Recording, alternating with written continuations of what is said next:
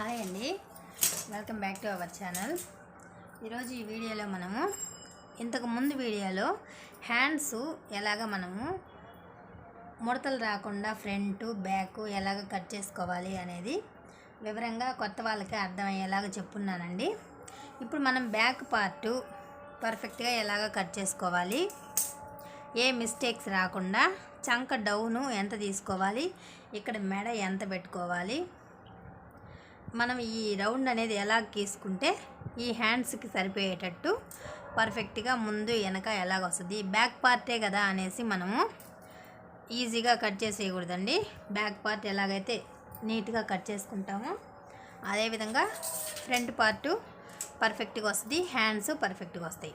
ఇప్పుడు దీనికి హెచ్చు తగ్గులు ఏమి లేకుండా చూసుకొని ఇలాగా ఎక్స్ట్రాలు అయితే కట్ చేసేసుకున్నాము. ఇప్పుడు ఇది కుట్లోకి పోను.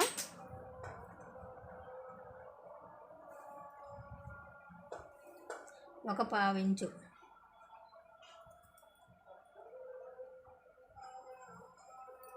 గీసుకున్న తర్వాత ఇప్పుడు మనము ఆది బ్లౌజ్ బట్టి బ్యాక్ పార్టు పర్ఫెక్ట్గా రావాలి అంటే ఫస్ట్ దీన్ని ఈ లెంత్ చూసుకోవాలి.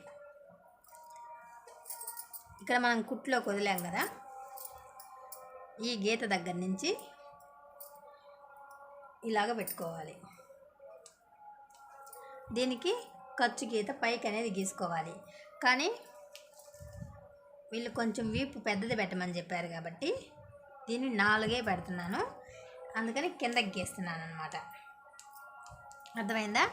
వీళ్ళు కొంచెం మెడ పెద్దది పెట్టమన్నారు కాబట్టి మనకు వచ్చింది ఇక్కడికి. కొంచెం కిందకి దించితే కొంచెం పెద్ద మెడ అవ్వద్దు అనమాట. అలాగే ఈ లెంత్ తీసుకోవాలి.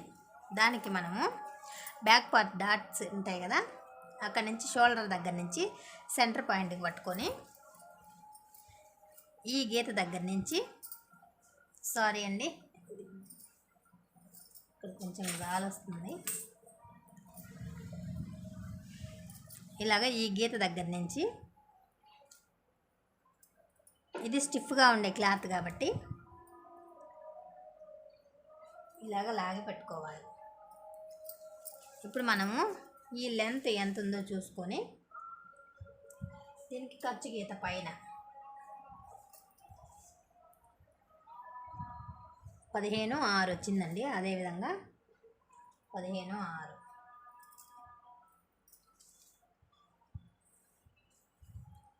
ఇప్పుడు ఈ 3 లైన్లు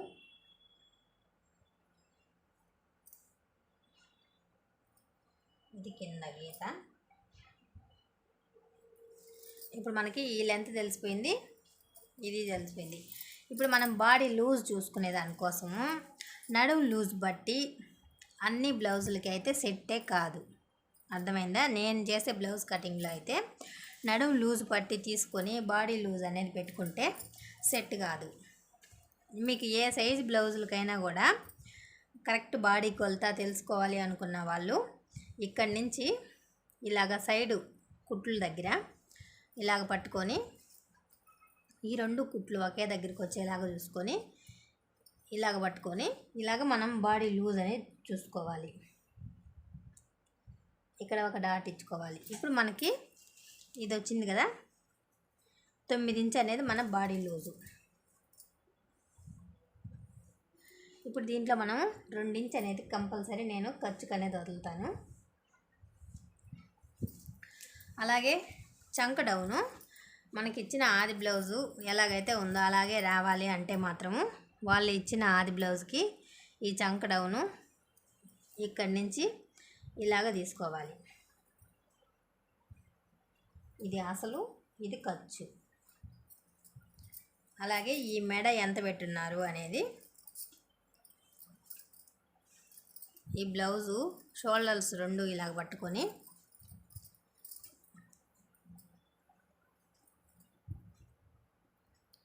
ఇక్కడ మనం గీసిన దానికి ఇది కరెక్ట్గా పట్టుకొని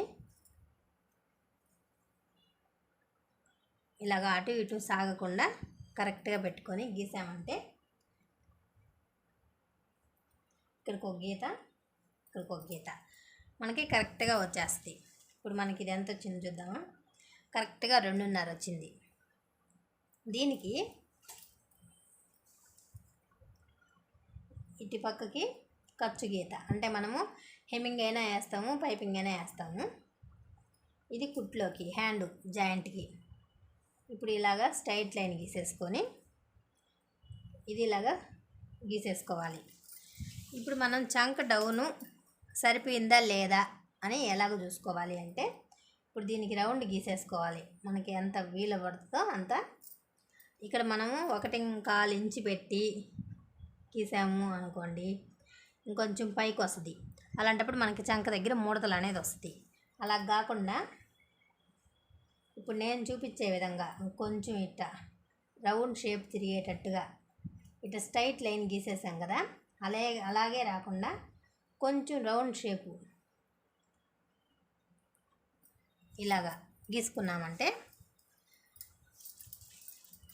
ఇప్పుడు మనం ఆది బ్లౌజ్లో హ్యాండ్ ఇలాగ లోపలికేసి ఈ గీత దగ్గర నుంచి ఇలాగ పెట్టి దీన్ని వెంబడే ఇలాగ పెట్టామనుకోండి, మనకి కొంచెం గ్యాప్ అనేది వచ్చింది. దీన్ని ఒక్కరో పైకి పెడితే సరిపోద్ది.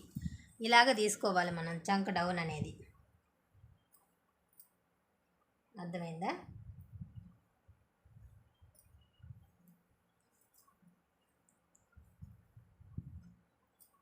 ఇలాగ తీసుకుంటే కరెక్ట్గా సరిపోద్ది. ఇప్పుడు మళ్ళీ ఇంకొకసారి కొలత వేద్దాము.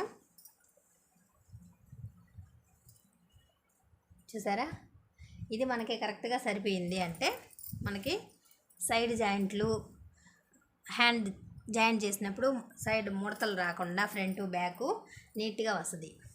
ఇప్పుడు మెడ ఎలాగ గీసుకునేది చూద్దాము. ఇప్పుడు మనం ఇది 2.5 మెడ పెట్టాము, దీనికి ఖర్చు గీత గీసాం కదా, అదే లైన్ కిందకు వచ్చేలాగా గీసుకునేసి ఇప్పుడు దీంట్లో మనము మెడ వెడల్పుగా రావాలి, కొంచెం పెద్ద మెడ రౌండ్గా రావాలి అని చెప్పుంటే మాత్రము దీనికి అవతల నుంచి మనం గీసుకోవాలి. లేదు మెడ పెద్దది అవ్వకూడదు అనుకుంటే దీంట్లో నుంచే గీసేసుకోవచ్చు. అర్థమైందా? ఇప్పుడు దీంట్లో మనకి రౌండ్ మెడ రావాలి.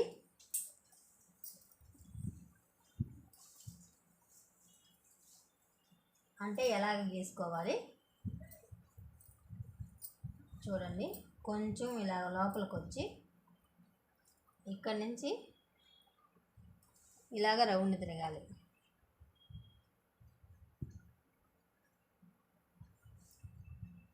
ఇది ట్రై చేస్తూ ఉంటే మనకి రౌండ్ అనేది ఈజీగా వచ్చేస్తుందండి. ఇప్పుడు మనం ఇది కరెక్ట్గా వచ్చిందా లేదా, ఆది బ్లౌజ్లో నుంచి ఈ షోల్డర్ దగ్గర కుట్లు 2 ఇలాగ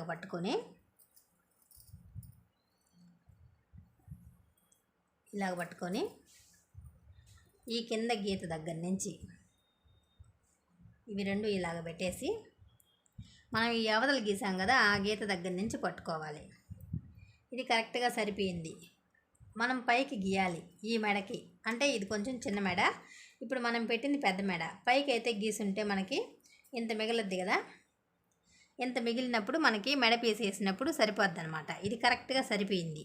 అలాంటప్పుడు పెద్ద మెడ రావాలి అంటే మనం మళ్ళీ మెడ పీస్ అయినా పైపింగ్ అయినా వేస్తాం కాబట్టి దీని కాడికి వస్తుంది, మెడ కొంచెం పెరగద్ది అనమాట. ఇప్పుడు మనకి ఇది పర్ఫెక్ట్గా సరిపోయింది. బ్యాక్ పార్ట్ ఈ విధంగా కట్ చేసుకున్నామంటే మనకి ఎక్కడ మిస్టేక్స్ అనేది రాకుండా నీట్గా వచ్చేస్తుంది. ఇప్పుడు ఎలాగైతే కట్ చేశానో గీసానో అదే విధంగా కట్ చేసేసుకుందాం.